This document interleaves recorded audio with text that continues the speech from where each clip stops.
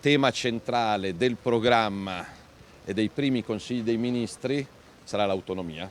L'autonomia sarà il tema centrale del governo di centrodestra. Matteo Salvini lo dice subito all'inizio della sua visita lampo a Venezia per esporre i punti principali del suo programma elettorale. La flat tax al 15%, ieri gli imprenditori mi hanno chiesto la pace fiscale, la rottamazione e la chiusura delle cartelle di Equitalia, l'impegno al ritorno dell'Italia all'utilizzo del nucleare pulito e sicuro.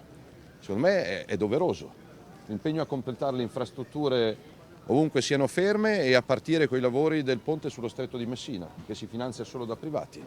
Ecco, su alcuni temi non ci possono essere dubbi. Alla vigilia di una campagna elettorale che si annuncia infuocata non solo per questioni meteorologiche, accompagnato dai maggiorenti del Partito Cittadino, Salvini parla anche di Venezia.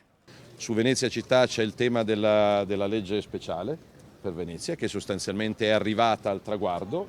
Per me più turismo di qualità c'è, meglio è. Io ieri sera sul tardi, dopo la 1, ho fatto 2 passi a Venezia a vedere gli enormi yacht attraccati. Per me è assolutamente positivo, perché significa lavoro, significa ricchezza, significa bellezza.